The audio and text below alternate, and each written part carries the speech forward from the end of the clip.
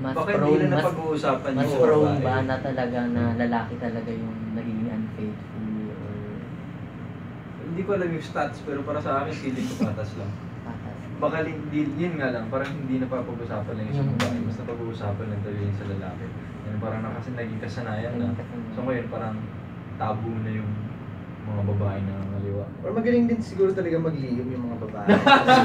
Kaya hindi na pag-uusapan, hindi na bubuking ng mga So, sa tingin niya, after lang, nung nitong dahil may show na nga kayong ganito, mas magiging maingay na rin ba yung pagiging unfaithful ng mga babae?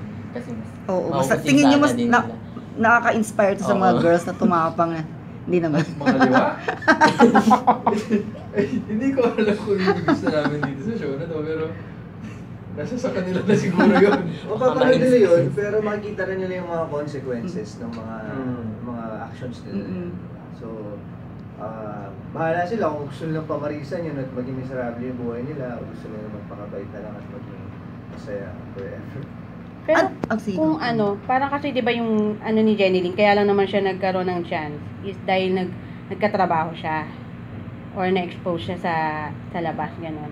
So sa tingin niyo, pagka career woman yung babae, yun yung may chance na magkaroon ng ganong klase ng unlike sa mga plain housewife lang. Depende yun sa babae. Pwede naman career woman siya pero loyal pa din siya, di ba? Depende yun. Alam mo naman yung mga kwento, yung mga housewife, houseboy, di ba?